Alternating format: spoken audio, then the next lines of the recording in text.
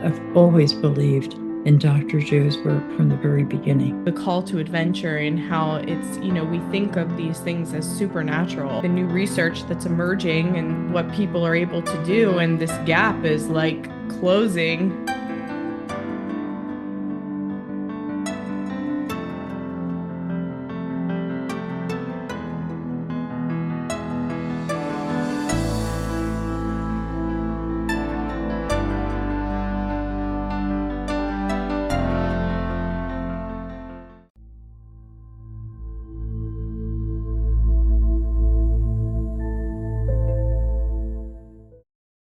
Well, everyone, welcome to another episode of the Bookweaver's Quill. And today we have a very special kickoff mini series where we are discussing the crossover of the hero's journey and the work of Dr. Joe Dispenza as through the lens of writing and stories.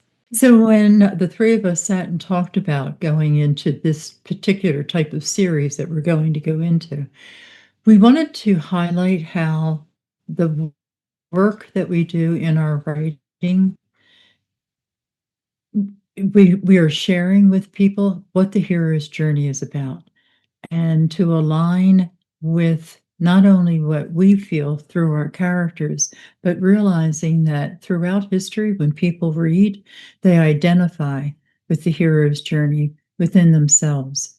And that's one of the beautiful things about reading, is that we are able to identify certain aspects of the call and what the call invites us to in our everyday ability to say yes or to hide our eyes, which we can do very easily at times.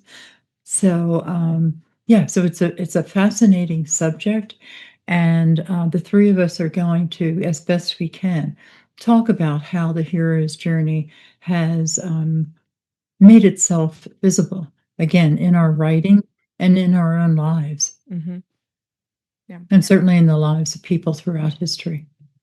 Sure. Mhm. Yeah. Okay, so why don't we start with just giving a general overview of what the call to adventure is for each of us. So Jackie, would you like to start? Sure. So for me, the call to adventure is that first moment that a person or a character or a protagonist realizes that something in their life needs to be done or something has to be changed, and that they might be the one that has to do it, which is often followed by a slew of different emotional responses, etc. But for me, that's the pinpoint moment. How about you, Steph?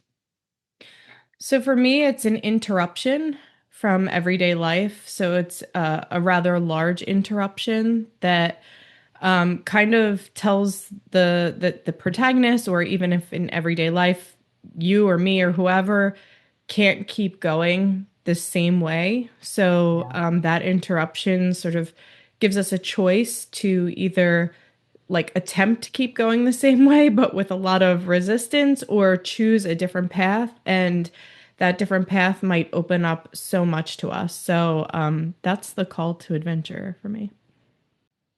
Anna Marie? Yeah. And well, for me, it's a very much a defining moment. And I will agree with the interruption.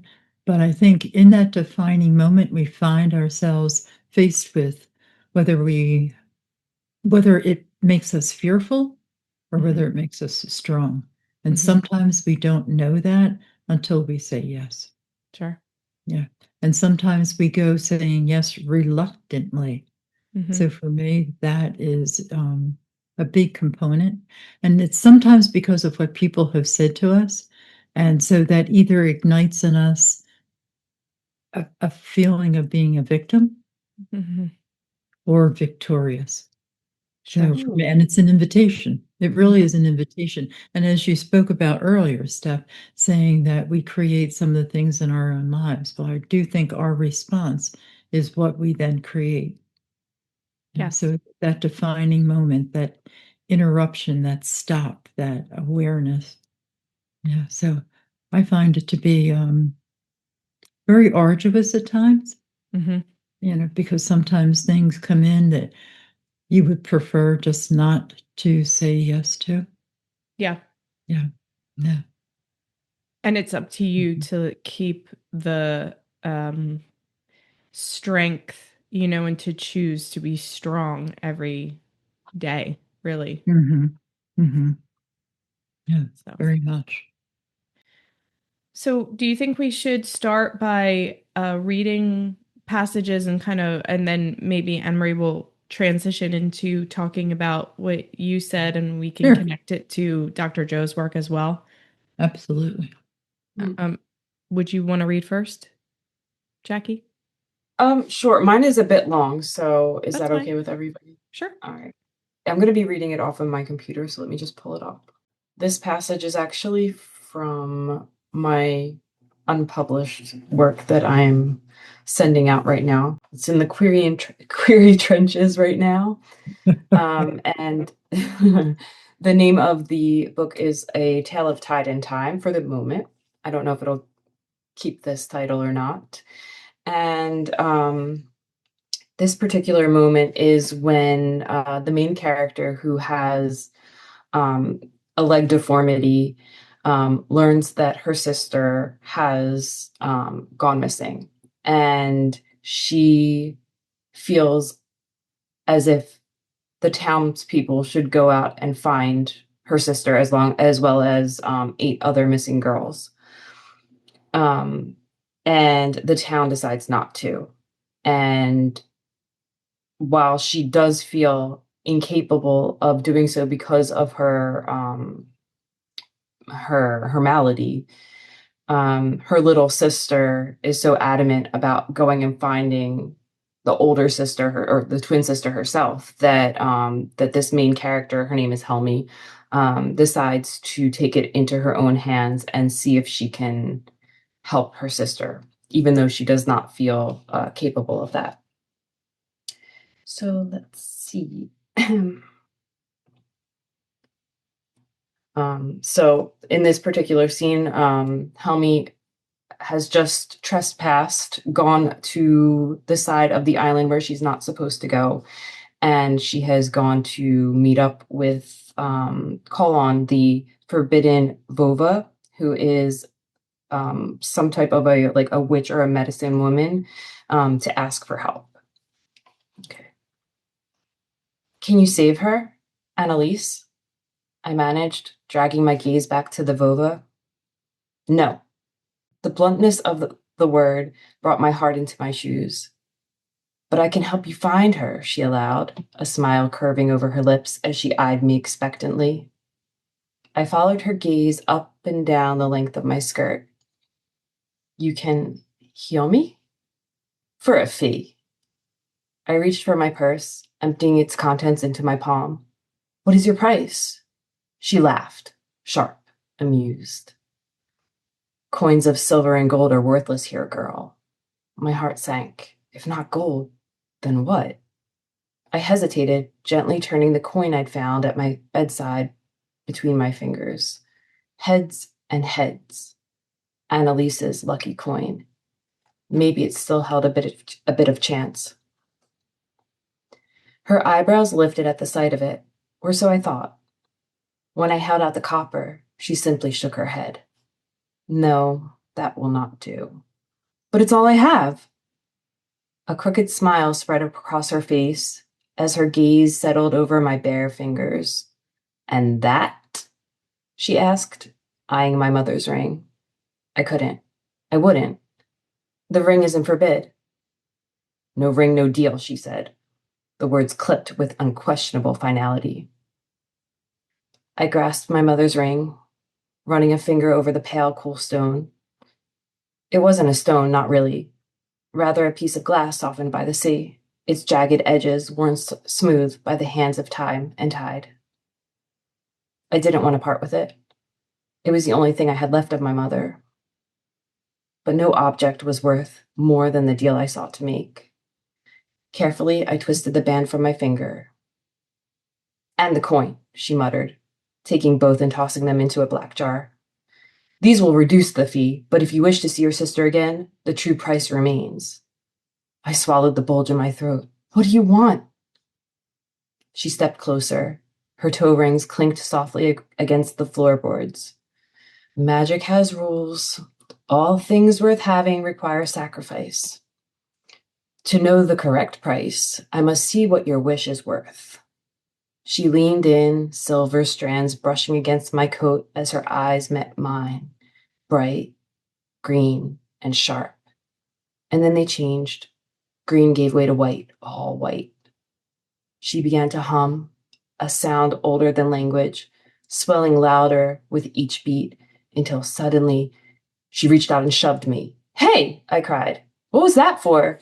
She ran her long nails down the buttons of my coat to see how far you would go, and I found what I needed. What is it? I asked. What is the price? She smiled slyly. Not much, just some cerebral fluff, a memory. You won't even miss it. My breath caught. A memory? How could a memory be given away? And for what means? The Vova nodded, keen-eyed. A memory from the future, one that has not yet taken place. But which one? Which memory do you want? She turned to her shelf and began pulling down ingredients. She spoke without bothering turning back. The moment you fall in love. I stood frozen. Second thoughts? Guilt twisted in my stomach. I couldn't have second thoughts. Not here, not now. Not when Annalise needed me. Memories were just shadows. They were specters of things that had been. They weren't real, but sisters were. You could hold sisters, stand up for them, protect them. I thought of Frode and how I'd always hoped our love would grow into something with time. But now, after what he'd done, by voting against saving Annalise and the others, I knew I wouldn't love him, not ever. And yet, the promise of our union had been made, decided, accepted, unalterable. Maybe losing the memory of my one true love wasn't an act of cruelty. Maybe it was mercy. I strode forward, arm outreached. I agree, I blurted before I could change my mind. The Vova glanced up from her work. Good, she murmured, adding more ingredients into the bowl. Blackthorn berries, whale dust, a raven's claw, and lichen scraped fresh from a tombstone all went into the bowl. She grinded the ingredients with a great stone pestle until the mixture blended, then thickened. Your sister may be difficult to find. That which is hidden often seeks to remain so after all. You must go on regardless, she explained, reaching for the tallest of the vials and letting a few greenish drops fall into the bowl. She added, even if things prove dangerous, even if what you desire the most changes, as matters as these often do. I nodded, watching as she added 7 crimson drops from a narrow vial. Wine? Blood? Chills skipped up my skin as the potion changed again, finally turning a strange glowing blue. Sometimes the only way forward is back.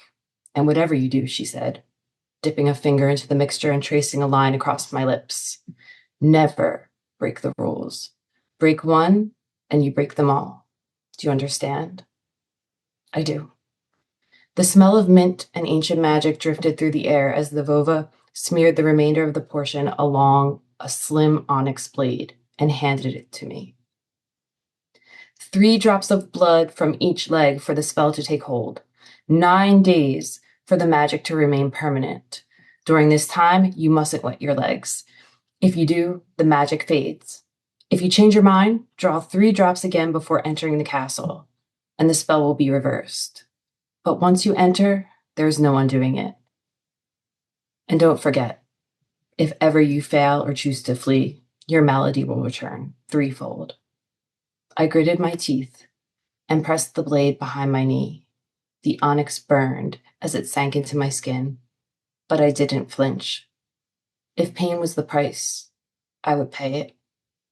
Because no measure of pain, none, could be worse than doing nothing. The end.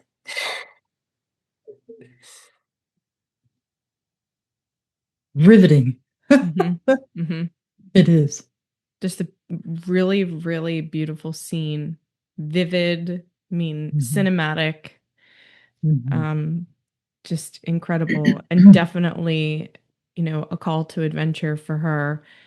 And one where she has to make difficult choices, and that she's not even really sure of what she's giving up, she's just knows she has to save her sister. So really, really, really wonderful writing. Mhm. Thanks. Yeah. I So I especially like the section where you talk about a future memory, Mm-hmm. mm, because I think that so aligns with Dr. Joe's work, Mm-hmm. Yeah. Mm-hmm. about moving into the future. If you can hold on to what's happening to you right now today, but keep the absolute belief that your future is the way you have been meditating and stuff.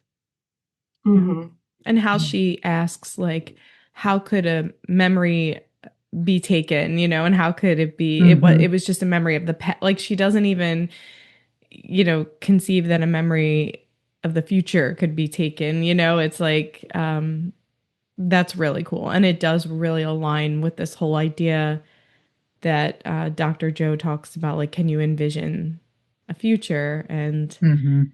yeah, yeah, really it's good. kind of like her familiar reality, like Dr. Joe says. Like Mm-hmm. she's used to seeing herself as this person with this illness.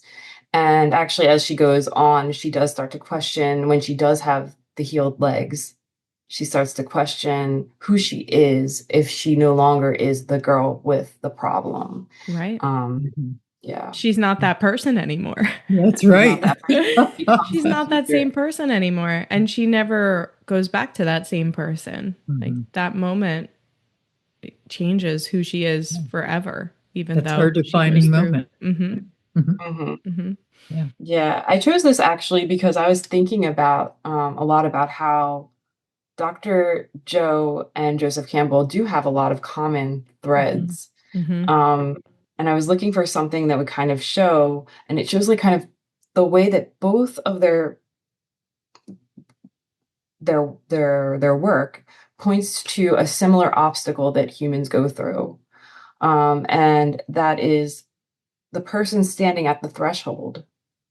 Um, but it turns out that a lot of times I think that both our protagonists in our stories and ourselves, if we're looking at Dr. Joe's work, a lot of times the people that are standing at the threshold are not fighting against the dragon. They're actually fighting against themselves. Mm-hmm. And I thought that in this passage, we really saw that my main character is this is not about everything that she's going to be doing on her journey. This is already the first obstacle is actually herself, Mhm. whether or Mm-hmm. not she's going to do it. Yeah. Yeah. Yeah. Really good. Yeah. I loved as, excuse me, I loved as you went on the cost for the decision that she was making Mm. intensified. So at any Mhm. particular spot, she could have said no. She could have turned back. That fear could have overtaken her. And I think for readers, that's exciting to see, all right, I'll do this, but well, if you do that, then you have to do this. And so Mm-hmm. that was cool. There were a lot of rules Mm-hmm. there. There were a lot of rules, Mm-hmm. you know? Very much. Mhm. Yes.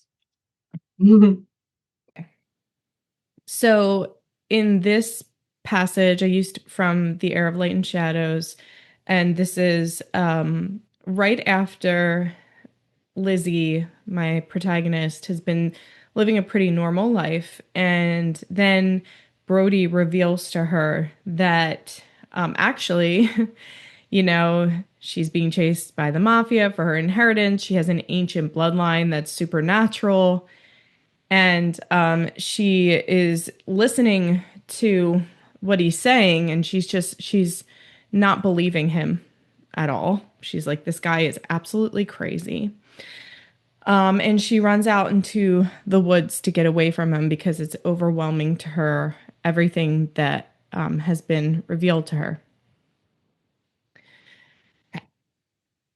If what he said was true, there was no putting herself back together. She pressed her back against the trunk of a wide tree, the cold bark like sandpaper against her skin. Her breaths came out hard and shallow. Maybe she deserved this endless betrayal. That's when she first heard the whispers, drawing toward her like tendrils. They were feminine and masculine voices calling out to her, Lizzie, Lizzie. She felt the tender, silvery quills wrap around her, squeezing her tightly, suffocating the last breaths of air from her body. Her body stretched wide, vines coiled around each extremity. They squeezed tighter and tighter until her world faded to darkness. She opened her eyes. Blackness surrounded her. Sitting up, she saw her body unconscious on the ground. Then the voices spoke, whispering messages into her ear from the left, then to the right, like binaural beats shifting from ear to ear. Suddenly, she felt a tug, gentle at first, and then stronger, and she had an urge to lie down. Was this death? A warning or something else? She felt her spirit merging back into her body. Then big, strong arms wrapped around her, lifting her as she gently came to, like waking from a long, vivid dream. As she tried to orient herself, she felt herself being carried away from the woods, away from the voices who had no choice but to release their tendrilled vines from her. The man holding her carried her inside up the creaky stairs to the third floor. He easily opened the door to her room and placed her on her bed. Her eyes opened, and as her blurry view came into focus, she saw her savior. Miles? She asked, looking up at the man. What are you doing here? A hand gripped Miles' shoulder, pulling him away. Miles resisted, but the hand was firm, and then he disappeared. It feels like a dream, she thought. It must be a dream. And then she drifted off into a long sleep.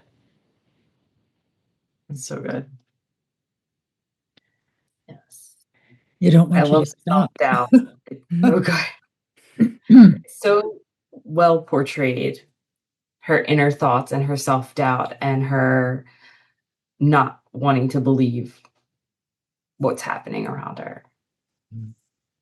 Yeah. Very much so. Mm. Very much so. I mean, and truthfully, she has a mystical experience, and that's something that I know Dr. Joe talks about a lot too, and something that I've experienced recently. I had a couple mystical experiences where, I did have that out of body experience where your body's like pulled out of yourself and you're in like this other place or whatever it is. And it's hard for her because when she has that experience, the beings share information with her that then when she comes to, she realizes like, oh, this is real. Like this isn't fake, and everything that Brody said is true. And I have to do this. And I think like that's her defining moment. From that point forward, she does always say like she has to do this. And even in the subsequent books, if something is happening and there's another call for her to do it, she just goes in like willingly because she just always from that moment is like that mystical experience changed her. So, Yeah. And again, So to align with Dr. Joe's work, it was the unknown, mhm, both physically, emotionally, and mentally. It mhm. was the unknown. Yeah. Yeah. It's something that's interesting is I've been reading back through the books because I'm trying to get book 3 ready for publication, and I have some things that I need to change. But I realized that like this book, this series, for me at least, is very much aligned. I feel like a lot of the things that are happening, not the specific situations, but the, mental, emotional, spiritual changes that are taking place within my protagonist are happening for me too. So like we're taking the journey together, and a lot of them are rooted in this, not only the Campbell's journey, but also Dispenza's work as well. This inner shift and becoming a totally different person. And when I look at Lizzie in book 3, I mean, she's so different than book 1. Like she's just not that person anymore, Very much so. Oh. Yeah. And you're not the same one as you were writing book 1 and book 2. That's true. I'm not.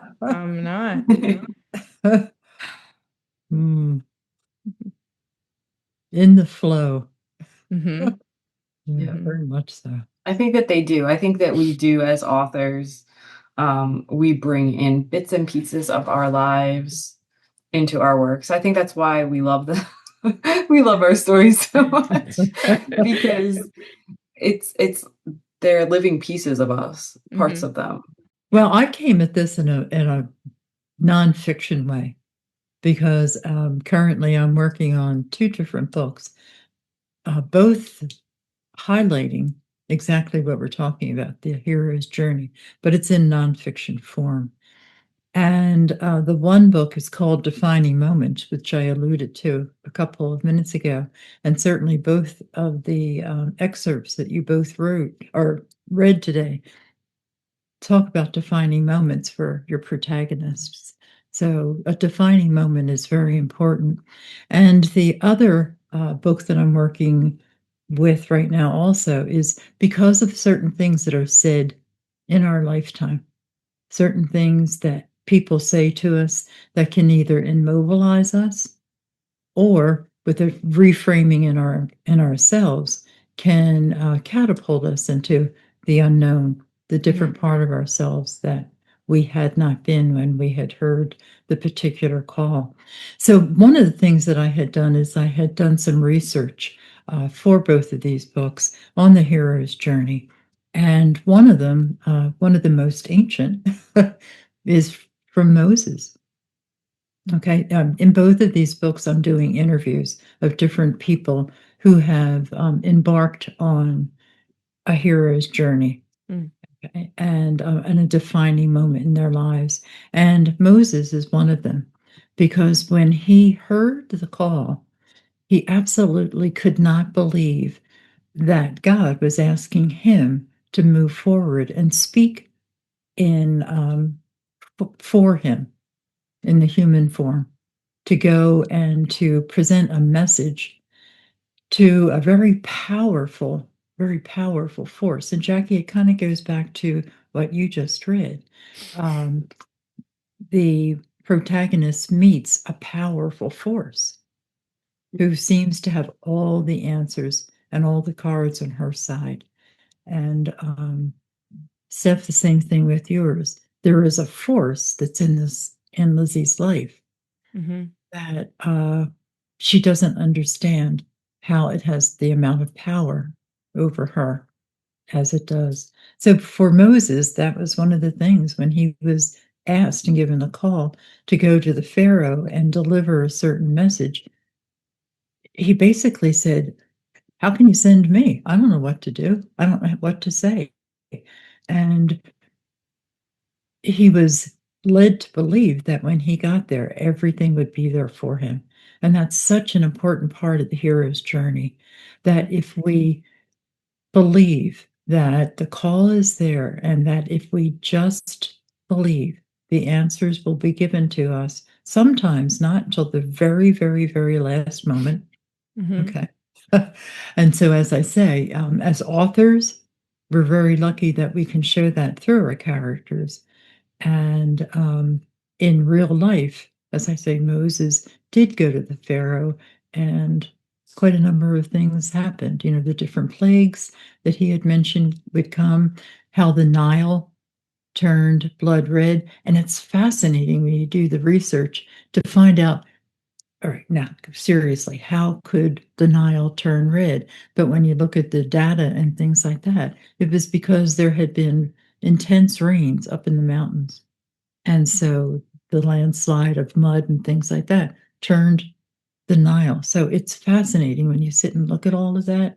Mm-hmm. And for the other book that I'm writing about, it's called Because of What Was Said. One of the characters that I have, or one of the real life people I have, is Florence Nightingale. And she changed so much in her lifetime. But when she wanted to become a nurse and wanted to do things that she felt the call, and she had felt the call for a number of years, it wasn't just anything that just came to her and she jumped in.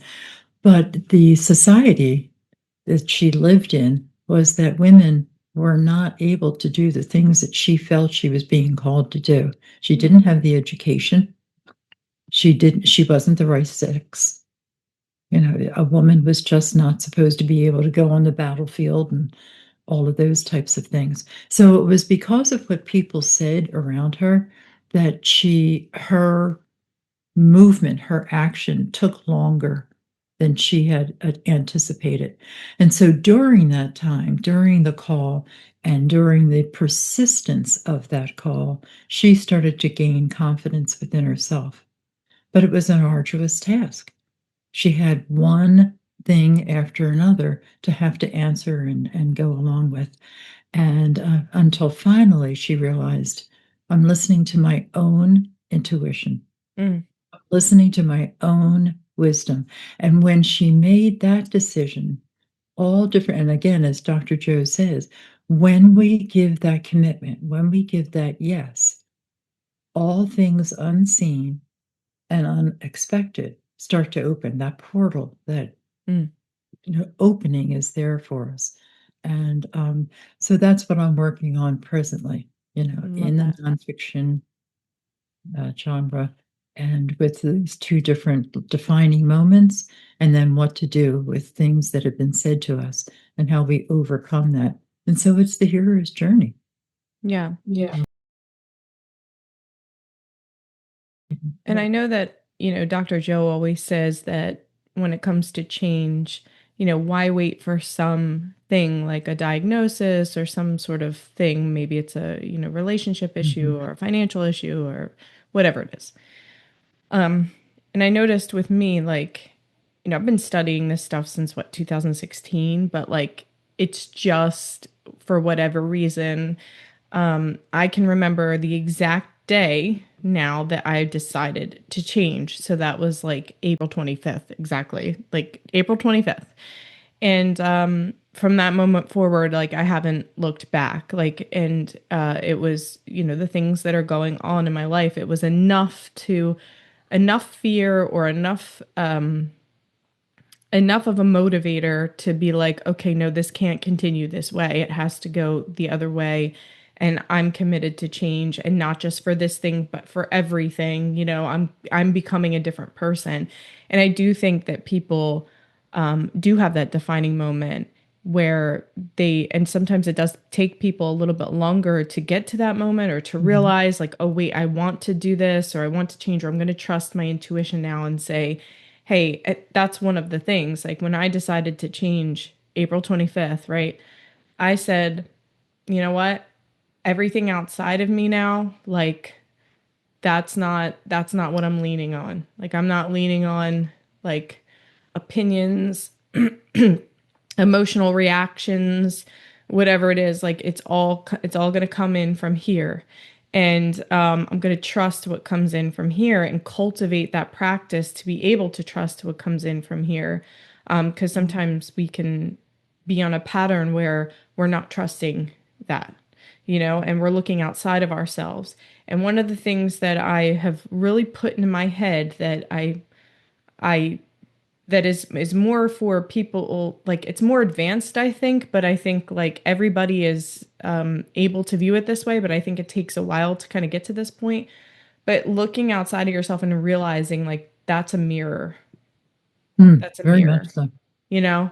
And if you shift like in your mind and instead of saying, "Ooh, all of this is happening to me," and instead you say, "Wait, it's a mirror," I think it helps strengthen the intuition a little bit more because you stop putting your all of your energy, all of your spiritual energy, your emotional energy, and your physical energy into outside, and you start putting it into here. I've been going through a lot of defining moments, and it's kind of, I feel like I've been on for the past 8 months on quite the hero's journey, Hmm. with standing at the threshold of a new life and obstacle after obstacle that just have been raining down on me, um, one after one after another.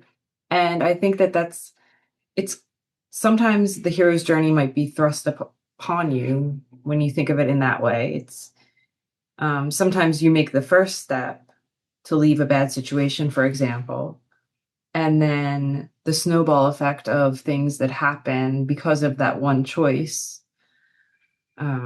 basically the trials and tribulations and everything that you must go through now that you have made the choice, because there is that point of no return. And in my personal life, that's been the past nearly year, I guess you could say, Hmm. where I made a choice, and now I have been going through, and it's really like that threshold where you can't, there's no turning back, which Hmm. I think we're going to talk about on another episode, Yeah. right? Yeah. Crossing that. And I mean, we could blame the egg yolks because you and I both had that situation. Oh my gosh, we could totally blame the egg yolks, the Or, double egg yolk. I think in your case, just because I know your case, there is a supernatural event that, kind of shifted you into a new Yes. path, a defining moment. So, Yes. Mhm. I find for myself, one of the things that I'm being called to, which surprises me, is my entire life. From the time I remember remembering, I was gifted, blessed with um, unbelievable energy. I had energy. I mean, I just had tons of energy, and I could do anything. I could, get through any challenge that was in front of me. And now, when I am taking the time to sit down and do the writing that I've wanted to do for a very long time, the energy is not there. And mm, that's because of some physical things that have taken place in my life. And it's fascinating to know that my mind still has the energy and I still have the unbelievable thoughts coming through and, all of that power and stuff. But my physical body is not able to keep up with all of that. So that energy is not there right now. So of course the meditation is absolutely 100% helping, but I find it to be a very, very interesting chain of events right now. hmm. That the physical energy wanes quickly. So when I look at those limitations, um, again, I realize that I'm being invited into a different part of my life to be able to use my mind in a different way. Hmm. Mm. And so that's what I'm embarking on with the meditations. And I've always believed in Dr. Joe's work from the very beginning. And I Yeah. was there in the very beginning with the first book, The Placebo Effect, and all of Hmm. that. Hmm. And I won't go into all the other things that it has helped me with medically over Hmm. the past 7 years, because it has. I Yeah. won't go into all that right now. But yeah, it's fascinating. And I Yeah. find my life to be fascinating, Yeah. you know. And something that fascinates me is as more research comes out and more people give these testimonies that just blow my mind sometimes. And I watch them all the time off of his YouTube. I mean, and I will repeat watch them.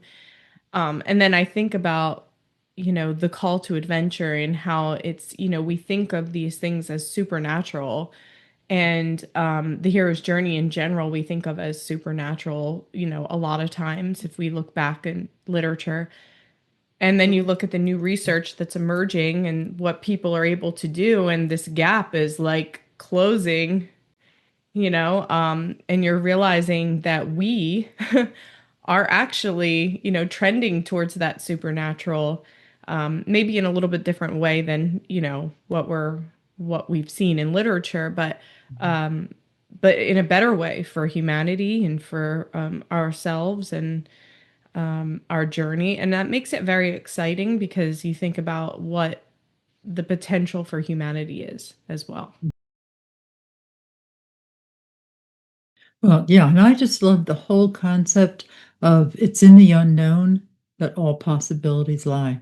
Yeah. And Joe Mm. says that all the time. Yep. And I find Mm-hmm. that to be so freeing Mm-hmm. and uplifting because it is the unknown. You Yeah. don't know what's going to happen on any particular day, but in that is where anything can happen. That's Yeah. great. And the Yeah. idea of that you're creating your life, because I don't think many of us actually believe that we're doing that. Like, I had to sit with this for a minute and say, do I actually believe I'm the creator of my life? And the answer was no, I didn't believe that. Like, still thought Mm, on some level things just happen to you, like as they say, it happens, right? Like, right. and I think most of us feel that way. I think most of us, even if we're super into this, we still on some level have this little like programming that's like, no, like, you know, you don't create your life. I think you do. I think the majority of your life you create. I think there's a smaller percentage of things that just happen to you than there is the things that you create. But I think we think it's opposite. I think that life is like most of the time things just happen to you and this little bit you create. When you change that, when you shift it, it becomes a different, you just feel totally different because you're like, wait a minute, I'm not a victim. I can change Mhm. this, I can change this outcome. I think a lot also comes into our lives. I agree with you, Stefan, saying that we create things, but I think some of it is that it's our response to something that will come into our life that has taken us by surprise, Yeah. you know, Yeah. and it's our response in realizing that through our answer, we then create, Right. Right. so the response is what we create. Is So, what we create. Yeah. yeah. And did that thing, and like I even ask myself, like for some of the health issues I've gone through, or the financial issues, like did that thing come into my life because it's trying to shift me into a different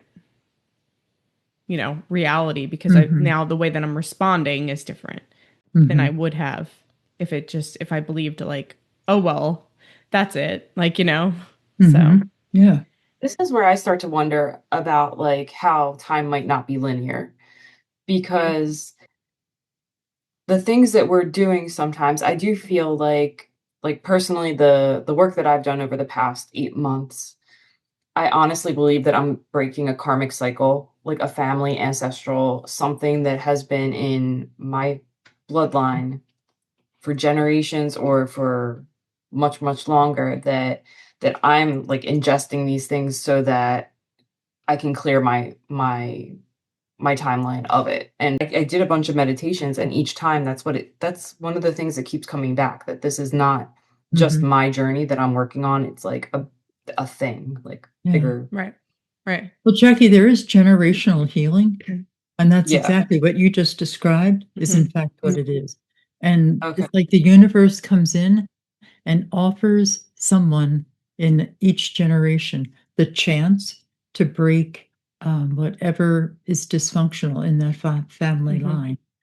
But Mhm. it is a hero's journey Mm-hmm. Yep. because it's not an easy thing to follow. So the generational healing that you're doing will take care of, which I think is absolutely crazy but wonderful. It will break what has happened before Mm-hmm. and what will happen after. Because, like you said, about the space and the time and all of that. Yeah, it's really cool.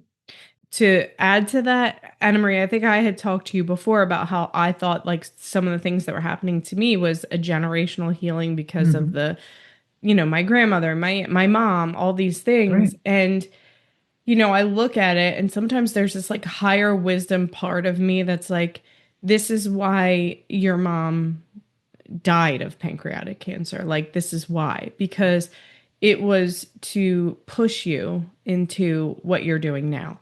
And if you look at who you are now and what you're doing right now, like you would have never been at this point and therefore never have broken some of this generational pattern that was just starting to continue. And then there's like the ego part of me that's like doesn't want to accept that, but like Mhm. I look at it as there was always a world where this didn't happen, right? There was a possibility where this didn't happen. There was a possibility where maybe my mom had been the one who generationally healed, the Mhm. past. But no, it's me. I'm doing it. So, and I've accepted that, like I'm doing it. So, maybe for like in our soul contract before this, I was like, I'll do it. Like, it sounds like me. It sounds like me. Everyone else is sitting there like, all right, So I get it. It's okay. I'd like to also mention that on my podcast, The Mhm. Pearl Perspective, I'll be doing a few episodes for creatives, Okay. for Yeah. people who have a creative call in their lives. Sure. And it will be dealing with doubt, Okay. which Yeah. again That's is the great. call to action. Yeah. It begins the hero's journey.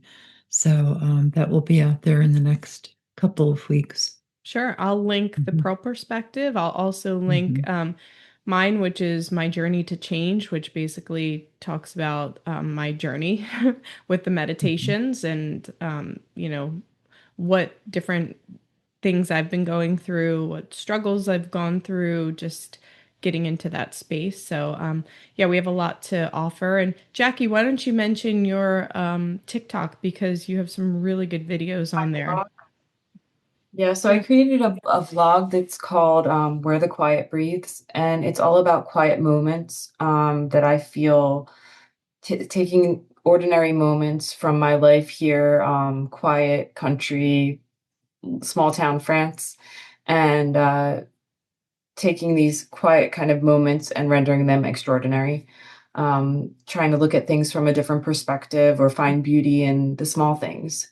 So I guess we'll put a link Yeah, we'll down. put a link. So it'll be like Pearl Perspective, Transformation to Change, and then Where the Quiet Breathes. And yeah, I think that if we continue with this, we're going to continue with this mini series, and it's just a really fun way for us to broaden our perspectives, to borrow from your stuff, Anna Marie, and Yeah, just really. bring Mhm. together some of these big things that are happening, and bring more people in to share that with Absolutely. us and expand not only like the for writers but also for people who are expanding their lives through meditation and stuff like that. All right, well, we'll see you guys on our next video that will follow along with this series, and thank you so much for joining us today, Jackie. Mhm. If you enjoy this content, don't forget to like, subscribe, and comment on this video. It inspires us to bring you more and better content. Yeah, thank you so much, guys. We'll see you next time.